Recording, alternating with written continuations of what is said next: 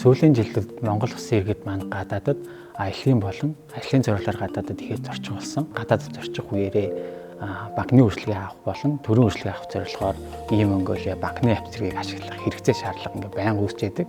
За энэ хэрэгцээгээ хангахдаа roaming үйлчлэгийг ашиглах боломжтой байдаг боловч өндөр зардалтай байдгаас болоод тогтмол ашиглах боломжгүй болдог. За энэхүү асуудлыг бид шийдэх зорилгоор Toki апп-аараа дуудлага хийх, мессеж бичих боломжтой үйлчлэгийг нэвтрүүлэхээр болсон. Үйлчлэгийг идэвхжүүлснээр та гадаадад өөрийн дугаараараа шууд дуудлага хийж мессеж бичих боломжтой болж байгаа. За үүний гол давуу тал нь болохоор бусад ижил төрлийн үйлчлэгийг ашигласнаас хамаагүй хэм зарлаар буюу та өөрөө үндсэн дугаарынхаа тарифаар дуудлага хийж мессеж бичих мөнгө хүлээн авах боломжийг бүрдүүлж байгаамаа.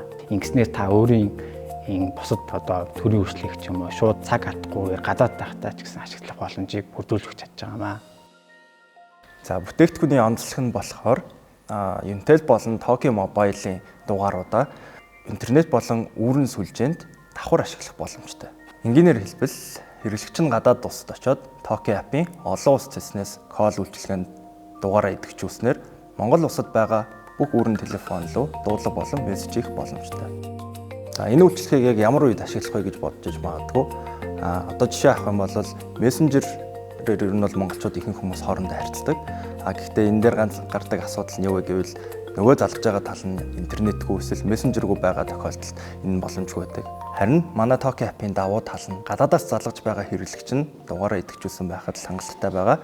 Тухайн хүний залгаж байгаа Монголд байгаа хүмүүс ямар нэгэн байдлаар Toki апп-ыг суулгасан эсвэл интернет холбогдохгүй байсан ч дуудлагыг хүлээж авах боломжтой. Toki апп дээрх дуудлагыг аль болох хоцрогдолгүй чанартай сонсогдуулахын тулд системийн бүтцийг хөгжүүлсэн.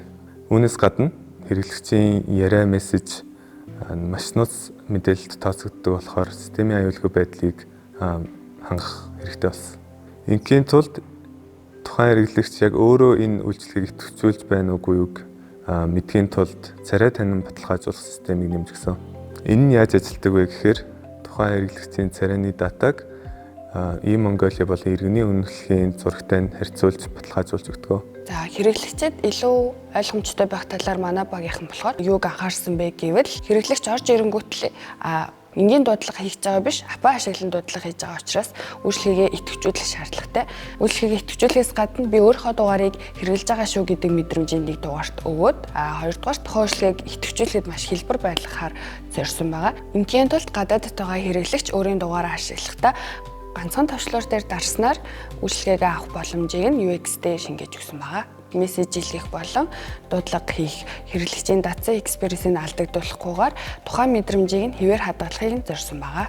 За хэрэглэгч гадаадаас Монголд ирснийхаа дараа хэрхэн үргэлжлүүлэн өөрийн дугаараа ашиглах вэ гэдэг орчин талаас нь бид судалж үзсэн.